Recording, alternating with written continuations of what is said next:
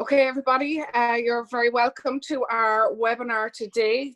We're going to be addressing health, safety and wellness for those of us who are working remotely. We're joined by two of our members today who are going to talk about it. So we might just ask you to give a brief introduction. We have Mary Darlington and Warren Doyle with us. So Mary, we might start with you if that's all right. Okay, yes, my company is Darlington Consulting. I provide a range of health and safety services to businesses big and small, including training, consultancy, advice, safety statements, all of that. And I'm very happy to be here today and to share my advice with anyone who needs it. Thank you, Mary. And Warren? Yeah, likewise, delighted to be here today, Linda. Our company is a new company, Inkel.Health. And yes. Basically, we're providing training services around the whole space of psychology. You have a few visitors. It's very, very apt for me. Yeah, so just designing evidence-based solutions for important employee engagement and just giving people the skills there to work well and keep well. Perfect. Well, look, I suppose what we might start talking about is people who have a similar situation to me, which is the whole thing of working from home and trying to balance family life and the whole working in the workplace. So there's two of us here with the 3-year-old and a 6-year-old. And we're both working full-time from home. So obviously we have a number of stresses, and while it is great, I suppose a couple of things I'd like to talk about. Mary, we might start with you, which would be I suppose, how to work from home safely. Well, one of the questions that you forwarded to me was, do employers still have duties to staff who work from home? The answer is absolutely yes. Even though they're remote from you, your duties still apply. Now, if the company supplies the equipment, the desk, the chair, the laptop, computer, printer, whatever, then the company has a duty to make sure that's fit and safe for use. But even if the employee has all of that at home and it belongs to them but is now being used in a working from home environment, the company is still liable to make sure that that equipment is fit for purpose and is safe. And as you know, I've sent you 4 documents which you can send out to attendees later on. In the first one, I've talked about tips for working at home, about taking breaks and, you know, trying to have a structure to your day and so on. The second one was how to set up your workstation, step-by-step approach. People can follow that and get their workstation set up properly. Then the third one is a diagrammatic representation of setting up a good workstation. And then the last one is about preventing fires at home, because you're now plugging in lots of bits of equipment, maybe into one socket, where there was only one plug before, and you might be using extension leads on extension leads, which is not a great idea, but you need to think about that and unplugging stuff at the end of the day, switching everything off. So there are some basic issues. We need to think about housekeeping, we need to think about fire. You know, depending on the room you're in, working from home, can you get out in the event of a fire? Is there a way out? Are you upstairs? Are you downstairs? And as I said earlier, the other thing is that when a boss checks in with his or her staff working from home, they should really take into account that these people have stresses and strains like yourself, homeschooling, looking after children, maybe even caring for a sick relative. There could be somebody upstairs who's self-isolating, who has suspected coronavirus. And the boss shouldn't just be, well, have you got that report done? Or have you finished that Excel sheet? Or have you done that thing I asked you to do? We should be asking people, how are you? How's the family? Is everything all right? How is the work going? And the level of communication needs to be different and much more full of empathy than maybe before. It isn't just about the work anymore. It's about maintaining that good relationship, which hopefully exists, getting the person to do the job, but within the confines of where they're working and the conditions under which they're working.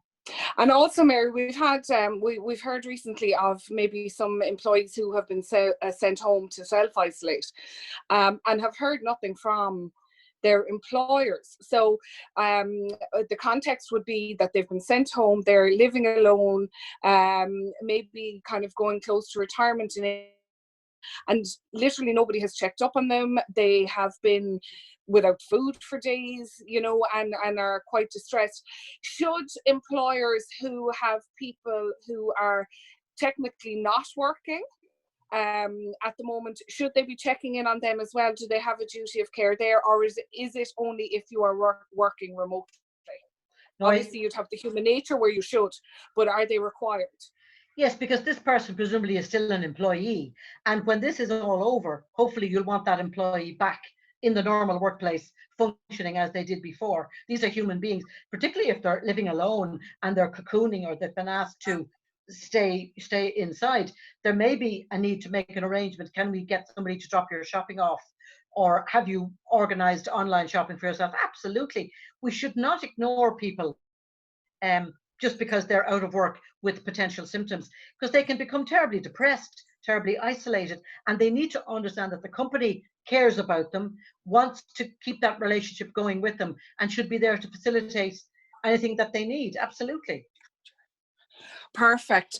And I suppose then, just in terms of the level of work at home, obviously people are not, are not in a position to do the regular 9 to 5. Absolutely. So is there a change of contract then? Or is it a discretionary thing? I think it's a discretionary thing, but I also think that if you're working from home, your boss or your supervisor, whoever it is, should be saying to you, look, I'm going to check in with you every Thursday morning at 10 o'clock, or we're going to have a Zoom meeting for the team every Friday morning at 11 o'clock. And you should know when your boss is going to check in, and you're ready for that, and that you're not left isolated and you're still involved in the decision making.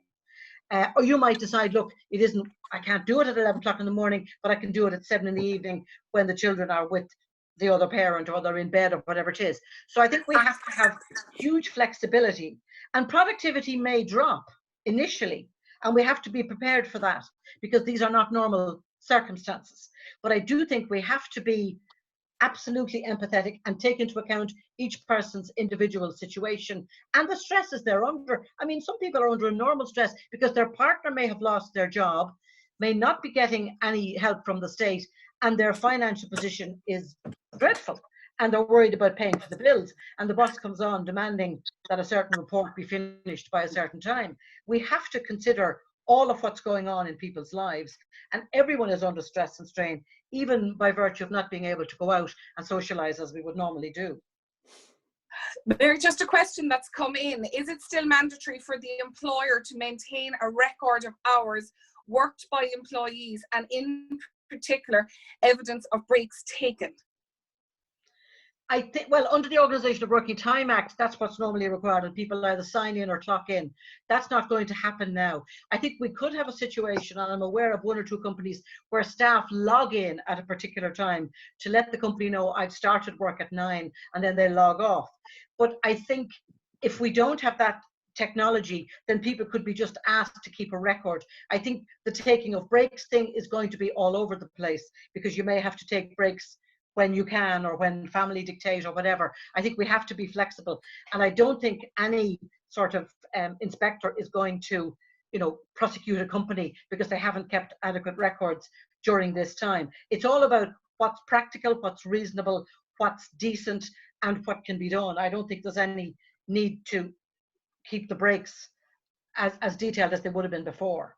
Okay, so there's no need to be clocking in, clocking out, that kind of thing. No. Okay. You mentioned stress. Warren, I might just go to you on this, because I know this is a particular area of interest to you. We're all feeling it. I must say it's not easy. What I suppose are the main concerns here? We're seeing a lot of talk about mind your mental health during all this, and obviously this has become day-to-day life now, and it doesn't look like it's going away anytime soon. So what advice is there, or what are the steps we should be looking for? Yeah, Linda, I suppose I've put my hands up myself, and some of the posts I would have been sharing over the last couple of weeks, be it on LinkedIn or Facebook, about falling into that whole happiness trap and touting lots of positivity when people are actually suffering out there, and as you said yourself, levels of stress, anxiety,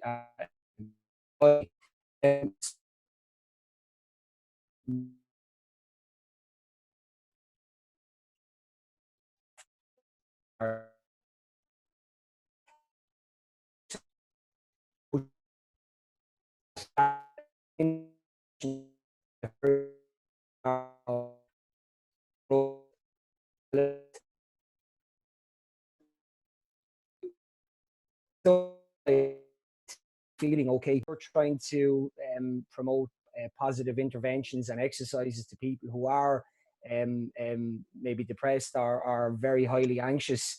You know, that it's not going to work. It'll actually prove to be detrimental to health and happiness. And again, like, you know, well-being is a word that's very fashionable over the last number of years. You know, it's a word that's very, very abstract. Like what are we talking about when we're talking about employees or individuals' well-being? Are we talking financial well-being, physical well-being?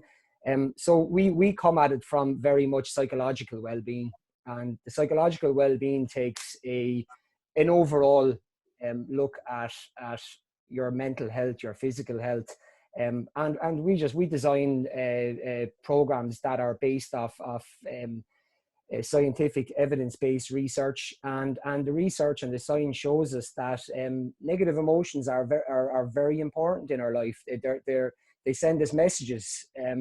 So what I'd say to people, any members that are joined on today, if you are feeling stressed, if negative emotions are high, you know, just try and sit with them and explore the kind of message or the feelings that are arising from the situation. You know, there's going to be a lot of people come out of this current pandemic, and are going to do really well out of it. You know, because they're going to take that approach, that growth mindset approach to setting goals when they're in isolation, and, you know, working on physical health, improving their diet, trying to improve sleep patterns. But it's not easy to do that. It requires a lot of work and support, you know. So the last thing I would do here today is start, you know, talking about positive interventions, and you know, the field and science of positive psychology is groundbreaking. It's absolutely amazing. But that doesn't mean that we ignore negative events and negative emotions. They're such an important part towards our growth and our psychological well-being and our mental health. And on that then, like, obviously, I suppose we can look at it, but Mary, you know, you can identify when people are down, I suppose, through the likes of these Zoom calls, or where they're struggling. Mary, again, back to the employer then, do they have, I suppose, if they notice that an employer or an employee is particularly down, or they're a little bit concerned about them, do they again have a duty of care here, or is it just, you know, I mean, should they be doing anything or putting any practices in place? I think they should be speaking to the employee, if you like, in a closed door room, and say, look, Joanne, you don't seem to be yourself. You're not your happy-go-lucky self. Or do it on a Zoom call. And, you know, is everything okay? Is there anything I can do? Is there any particular problem that I can help you with? Because some companies have their own employee assistance programs, and that's great if you want to understand what they are, where sometimes the company will pay as per the number of staff, and they give the staff a confidential phone call. So you're not ringing the company, you're ringing a healthcare company because you're depressed, or I have alcohol issues, or I have an unplanned pregnancy, or whatever it might be. And the company pays for that service without never ever knowing that the company availed of the service or what the problem was. And the only reports given to the company at the end of the year is that 50 staff contacted us, 5 concerned alcohol, 4 concerned gambling, or whatever it might be, without identifying people. Now, big companies tend to have employee assistance programs like that. If you don't have a big employee assistance program like that, then you could say, look, would you like to see a counsellor? And some companies I'm aware of, some of my clients will say, we will put you in touch with a counsellor, and we'll pay for 6 sessions with that counsellor. And at the moment, that would have to be, you know, online, like we're doing now. Yeah. But even if we don't go for those things, I think if you notice somebody is down, they're not themselves, they're not their happy-go-lucky self, I think employers have to be proactive and say, look, you don't appear to be yourself. Is everything okay? Now, if the person says, I'm fine, back off, or I don't want to discuss it or whatever, you can't do much more. But if they do begin to open up and say, yes, well, I've got financial difficulties, or I've got marital difficulties, or whatever it might be, then I think the company should do its very best to help them. Because ultimately what you want to do is to get that employee back on track, being as productive and as valued as they were, with whatever assistance you could give them without intruding. And something I'm very conscious of, and both of you might have an input here, I suppose, as a parent of a child with special needs, the whole thing of going back to school is big time to the forefront for us about this transitioning back. But I mean, it's not just people with special needs who are going to be affected here. I mean, the whole thing of going back to work in the full-time setting, having been through, I suppose, what is a very stressful time for a lot of people at home, or maybe going back trying to rejuvenate a business, be expected to work longer hours to build back up a business, like that transitionary period in itself, I would think, is probably going to be quite stressful. So we might look at the stress angles of it with you, Warren, and then Mary, we might just talk about, you know, I mean, you mentioned those assistance programs. A lot of SMEs won't be in a position to have them, but what are the, you know, if you were to put together a quick program that, you know, costs little money, or that could be implemented easily, what would that look like? So Warren, if we were to just start maybe on the transitioning, so back, going from where we are now back into the workplace, and those extra hours, trying to build up the business, that extra expectation, you might just talk a little bit about how we should manage that. I just going back on one point that Mary mentioned there, which is, I think it's really important for employers who may be contacting their employees via a platform like Zoom today. I think employers, you've got to be very careful that if you are discussing performance, health, stress, how your people are doing, you've just got to be very careful that it comes across in an authentic way.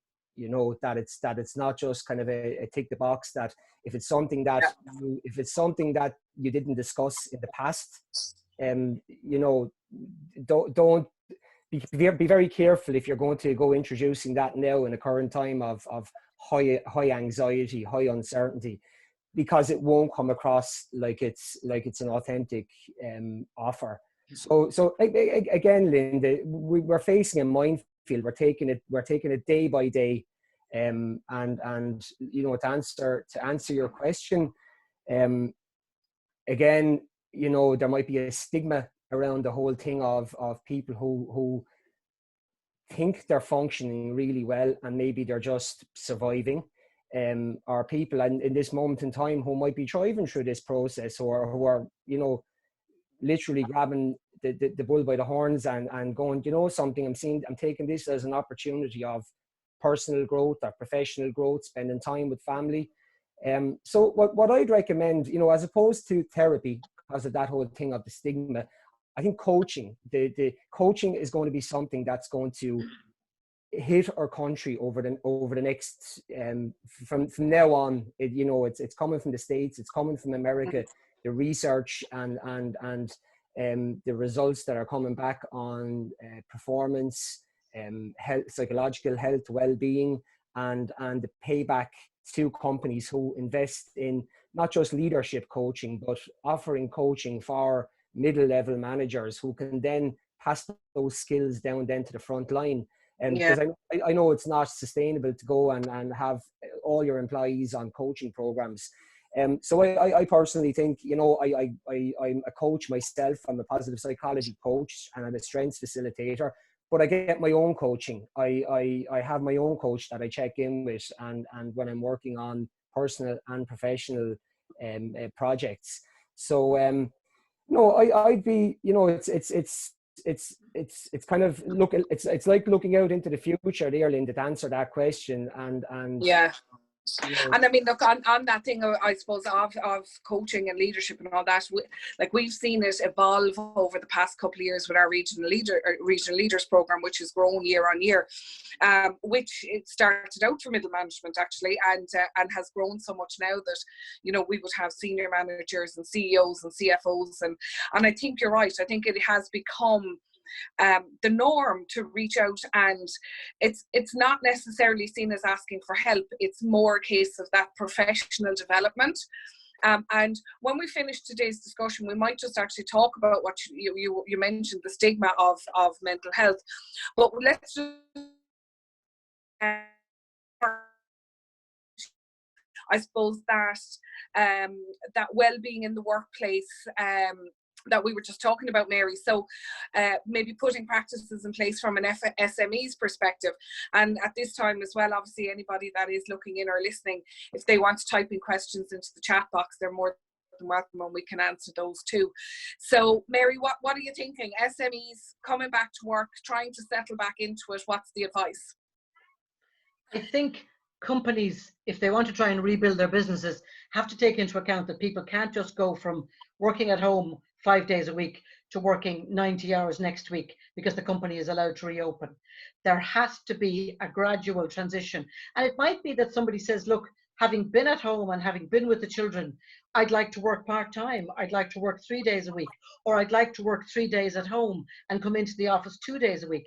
And I think one of the biggest learnings that I've begun to realize from people I've been talking to is people, before this ever happened, had asked to work from home, and the company said, no, can't be done, can't facilitate it. And now suddenly it's possible. So that ceiling has been shattered, that it can't be done. It can't be done for everybody, but for a lot of people it can. So I think we have to ease people back in, and the idea of working 80 or 90 hours in the first couple of weeks when people go back is unacceptable and outrageous, and it's against the law anyway. I think we have to ease people back in, and it may be a slow, gradual curve whereby the company or the business builds itself back up. But we have to take care of the human beings in all of this, because unless you're running a fully robotic, manufacturing plant where there's very few human beings, most companies, rely on people to make goods and deliver services. And if we don't look after our people and we're seen to be ruthless with them and uncaring with them, then they will leave us and they will, badmouth us all over the place, and our reputation will be shattered.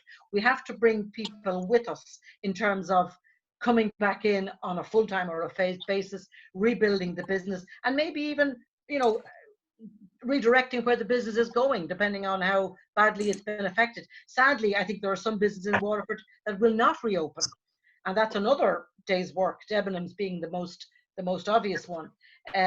But I think we have to treat people like human beings. And there may be some people who say, look, I can do this from home. It would suit me. It means we wouldn't have to have a second car or whatever it might be. And we should look at all of that and be as flexible as possible.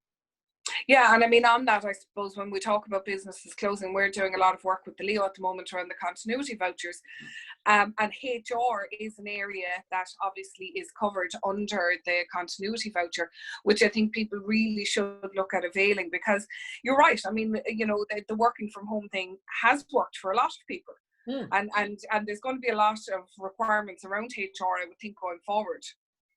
Absolutely, yeah. I mean, it can't work if you're in a manufacturing plant and you're required to run 3 machines. That isn't going to work. You can't work from home, but your supervisor might, or your QA manager might, or whatever. I mean, I have a daughter in Dublin who works in a manufacturing plant. She's at managerial level, but she only goes in 1 day a week. Everything else is being done online. She's even recruiting and hiring people online. So it can be done with a bit of flexibility and a bit of goodwill. Now, obviously, some people are being asked to work online and they haven't even got broadband. The employer must then provide broadband. If that's what you're going to do, you've got to make that happen. And if they haven't got a laptop from home, then we've got to have to provide them with a laptop. By the way, can I just say one thing about laptops? Laptops were never designed to replace desktops, ever, because laptops break every single regulation that there is to do with display screen equipment. The screen is too low, the keyboard is too far in, and your neck is in the wrong posture, and so are your wrists. So if somebody is given a laptop to work full-time on at home, they either need a plinth where you lift up the laptop at a proper level and have a separate keyboard, or they have to have what's called a docking station, where you have a screen that the laptop connects into, where there's a separate keyboard as are on the laptop.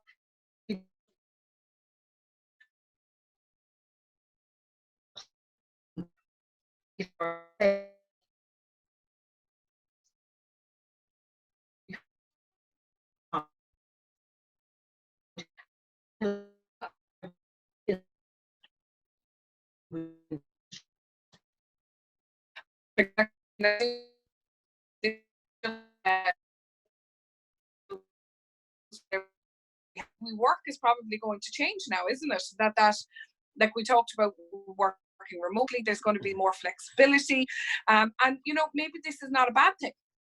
Well, I think there's some wonderful upsides. I mean, look, there's so few cars on the road at the moment. Now, I know we won't be in this complete lockdown for much longer, but air is of a better quality. That wildlife has returned to cities where they were never seen before, and pollution is down. Nobody, I mean, I've hardly used my car. I had to take it for a run the other day because it won't start if I don't do that. So there's a huge benefit in terms of the environment, the world, air pollution, all of that. You know, commuting time. If people can start their job at 9 o'clock in their office, then they can get up at 8 o'clock and be there rather than have a commute for 45 minutes or an hour. Absolutely, yeah. There's huge benefits here. But I don't think we should just abandon what we're doing and all go back to where we were. I don't think that's going to happen anyway.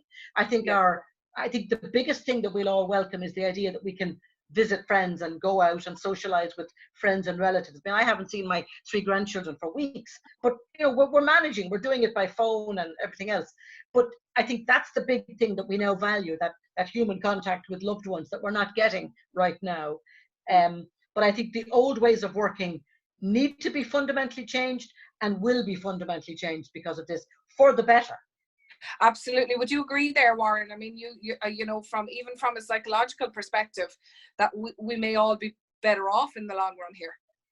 Yeah, there's like, I won't talk too much about it today because we wouldn't have the time to give it justice. There's one particular model of well-being that we use, and it's the rmitage model by Seligman.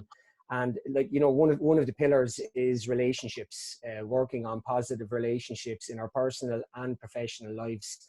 So from a work context to any listeners who are on today, and again, going back to that whole coaching conversation, you know, I use that 80-20 rule from, you know, and I adapt it to the coaching conversation. You know, as a business leader, learn how to listen more. When this all gets back on track, just listen more to your people. So do 80% listening and 20% talking, because you know, it's the people that are running it's the people that are out there who are keeping the wheels going on your business. That's the front line, and you've got to listen to the message that they're going to come back with. So as a business leader, as a business manager, just learn how to listen more to what your people are telling you. You know, I'm sure there's lots of people out there, and they're working on their professional upskilling, working on their personal health, building new relationships, existing relationships. So yeah, that's just one takeaway from coaching, Linda, that I would recommend, is that we just learn to become better listeners, and that will help us get through this on the other side. Perfect. Well, look, I suppose just to finish up, because it is something that I suppose we need to talk more about. And again, I'll just, if anybody does have any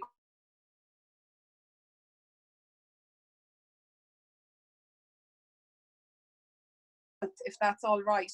And we're still talking about stigmas, and you know, I mean, is there still a blowback if you go into work and you go into the boss and say, you know what, my head isn't good, I'm not in a good place at the moment? Or if you send in a cert to say that you're on stress leave, is that still considered a negative thing? And what kind of work do we have to do to get over that? Do you want me to take that first, Linda? Go for it, Mary. I think there's mixed opinions out there. I think we should all be working in a safe place where you can go into your boss and say, look, I can't cope, or I'm pulling my hair out, or I can't meet that particular deadline you gave me because I'm stressed. I think we should be able to do that in a safe way and not have it as a career-ending conversation. Sadly, that's not the case. Equally though, if a company gets in a cert which says Mary Darlington is out for the next week with stress, the company's alarm bells should be ringing in terms of, well, is it stress to do with something outside of work? Is it stress to do with the work? And obviously how the company deals with that stress issue will be monitored, should be monitored from there on in. And are they offering assistance? Are they offering support? Which is what they should be doing, because depending on the stress, it might become a legal issue later. That's not always the case, but it could. And the company needs to be seen to be assisting the employee, being flexible, being compassionate, rather than, well, if you can't stand the heat, get out of the kitchen. But I think in terms of the response that I'm stressed, I think if managers are properly trained, they should receive that and say, okay, let's close the door, sit down and tell me what's going on and how can I help you? Not, well, does that mean you can't finish that training program this afternoon? I think we have to be sympathetic, because if you send in a cert saying I've broken my arm, that isn't a career-ending cert. You're out for a few weeks, you get physio, you come back. Mental health and stress needs to be thought about in exactly the same way. We're not there yet. We've still a lot of work to do. And that's the point. We're not there, are we? We're not there yet, no. And some people are afraid to say it because they think, I'm going to be doomed here. I'll never get a promotion. I'll never be taken seriously again. And that's not true. And I think one of the most valuable things that can happen is if you have a manager who has a meeting and they're talking about stress, if that manager is brave enough to say, look, I had some mental health issues 2 years ago, and I had this or I had that, and I got through it, that is more meaningful for people to hear, that the boss is actually acknowledging that they've had mental health issues, which they've gotten over with supports, and then maybe I can feel safe to tell that same boss that I'm having some difficulties. I think managers need to be human. We're not robots, we're human. And we all, I mean, all of us will suffer some mental health issues throughout our lives. That's the way it is, because things can become too much, and, you know, relationships and everything else can have a bearing on that. Some of us bounce back much quicker than others. But I do think that companies need to have a more human side. It shouldn't just be produce. We're measuring outputs, we're measuring goals and objectives anymore. I think we're not there yet, but we're getting better. Good. I'm just going to interject at this point, just in terms of a question that's just come in. If should we be planning now for the return to work in terms of social distancing, how to manage, you know, how do we plan for it? I suppose even just from a health and safety perspective, Mary, do all offices now need to be realigned? You know, what way do we go there? I was asked that same question by one of my major clients who's probably listening in, but I won't name him or her right now. And I've just prepared a 3-page document outlining what I think they need to do to allow the company to reopen. But I think one of the things that we need to remember is before we can allow staff or customers back in, if it's a customer, if it's like a public building, we need to determine before staff come in, have your staff been sick? Or have they got current symptoms? Or are they currently in quarantine? Or are they living with somebody who's a confirmed coronavirus case? Or have they had somebody hospitalized? We need to assess all of that. And there's a questionnaire that I can forward on to you where you can ask those questions before you allow them back into work. Now then, if they come into work, we need hand washing, we need social distance, we need posters everywhere to talk about washing hands, keeping distance. We need to stagger breaks, we need to stagger start and finish times. If you've shift changeovers, you need to create a gap between the end of one shift and the beginning of another so they do not intermingle. In some cases, I know of one company where they've got 2 staircases, one is now an up staircase and one is now a down staircase, where people will not meet on the relevant staircase, and where they have a wide corridor, they're dividing it in 2, and there's a up one side and down the other. And even in the canteen, when they go in to have meals, there are markings on the floor where everyone is, you know, 2 meters away before you step up to the counter to get your lunch. We have to do all of that, but equally with a large company, if you've a lot of staff that you're trying to manage, you may need to appoint a manager or somebody at a supervisory level to watch all of this and reinforce it and remind people Because remember, if you go back to work after your holidays under normal conditions, you go in and you might hug your colleagues and say, well, how was the holiday in Tenerife? You can't do the hugging anymore, but you might forget. And you might instinctively go and hug somebody, and your manager says, step back, you can't do that. I miss hugs. It's going to be very unnatural. Do you know what I mean? But we have to try and do it. And we also need to think about, you know, if we have a canteen for staff to eat in, we need to take out some tables and chairs so that we don't have as many people sitting close together anymore. If you have offices where there's an open plan office with a lot of people, we may need to rearrange that or stagger shifts, or they come in on a Monday and a Tuesday and they come in on a Wednesday and a Thursday. There's a lot of work to be done to enable companies to come back in. And a lot of it will be very unnatural, if you like, until we get it ingrained. But we have to try, because otherwise we'll never get back. And I do believe that the washing of hands, maybe wearing gloves, maybe if there's any cash handling, which hopefully we won't have. But the other important thing is we need to eliminate visitors. If yours isn't a public building where you've got the public coming in, if it's not retail or hospitality, we really shouldn't be having any visitors. And we even need to think about drivers either delivering goods to us or taking finished goods from us. We have to have a protocol for that as well. But I've just written a document, as I say, for one of my clients on exactly that. And now I've been asked to do a second one, so that people are thinking about going back to work and they want a formalized roadmap to do that. Yeah, and just one other question, probably more of a HR than health and safety or well-being, but so all of our staff are working from home. When this is all over, there's likely to be a request for some to remain working from home and saving on childcare and travel costs. So how does one deal with this issue? So I suppose that's back to what we were talking about a while ago, where the whole working from home thing is going to be more prevalent, and that's something that we need to obviously engage people or that they'll need to engage with their managers on. Just another one, because I'm conscious of time where we need to wrap up. Should we have face masks all the time? A thermometer at the door, clean food and milk in the kitchen office all the time, not have a cleaner anymore since the majority clean in other premises. So where are we at with that, Mary, in terms of the health and safety? Well, put it this way, I went out to the shops this morning and I wore a face mask, and I bought some more face masks the other day. So I think face masks are going to become a normal part of this until we get over it. But finding them is difficult because they're in short supply. I think the idea of cleaning and upping the cleaning regime in companies and cleaning things like door handles, push buttons, you know, microwave door handles if people are using a microwave, all that stuff the cleaning needs to be upped in terms of that regime. Now, whether your own staff are doing it or whether you've contract cleaning staff doing it, I don't really mind, as long as the cleaning is upped to deal with the most frequently touched points within the building. Okay, well look, we're nearly out of time, and we could go on forever. Warren, if you don't mind, I might just leave the last word to you. And just before I do, I just want to thank yourself, Warren, and Mary, for coming on today. Been very informative, and I think we've addressed some important issues here. Obviously, you guys will take any questions if anybody wants to get in touch afterwards, and we'll send out the relevant information. Just a reminder to everybody, we have 2 more webinars coming up this week. So tomorrow is about e-commerce and getting yourself shop ready for online, and then on Friday we're going to talk about free money and how you can access some free money thanks to the government. So that's always a good one. So keep an eye out in your emails for the login details for that. Warren, you might just finish us off, just something positive to tell us that we're doing okay, and the fact that my children are still screaming in the background doesn't make me a bad mother. Yeah. And that we're going to get through this. I suppose this, I'll end on a bit of a paradox.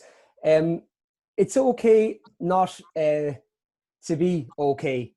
And that's what I'd finish off with saying, that if you're feeling a little bit negative, a little bit down, and negative emotions are coming at you at this moment in time, it's okay. It's a perfectly natural occurrence and thing that's going to go on in your mind, in your body. It's learning how to respond to negative emotions is the key, as opposed to react. So just accept it. If you're not feeling okay, accept it. There's some practical exercises that you can do that will help you through it, and like that, Linda, I have a short article that I just wrote up on LinkedIn. I'd be delighted to share the link with you. It's a real practical approach for people to understand their emotions a little bit better. Get your emotions in check. You know, your feelings will usually get better on the back of that. And yeah, you know, people are out walking every evening, every morning, enjoying the beautiful weather. They're looking after their physical health. I just say to people, you know, check in on your mental health as well, and you know, just some practical exercises will make the difference. Thanks for that, Warren. And look, we'll share everything on our social media platforms. So what Mary sent us, what Warren has. And I suppose at this time, just want to say to everybody, stay safe, mind yourselves. Don't forget, we are here to support you in any way we can. So please get in touch. Gerald and I and all the team are at the end of the phone whenever you need us. And good health to everybody. And sure, look, we'll be back with our business expo and our business after hours and raising glasses at some point. But in the meantime, we can connect here online and we'll do fine. So thanks again, everybody, for joining us, and hopefully we'll see you again tomorrow for our new. Thanks, Mary. Thanks. Thanks, guys. Bye. Bye.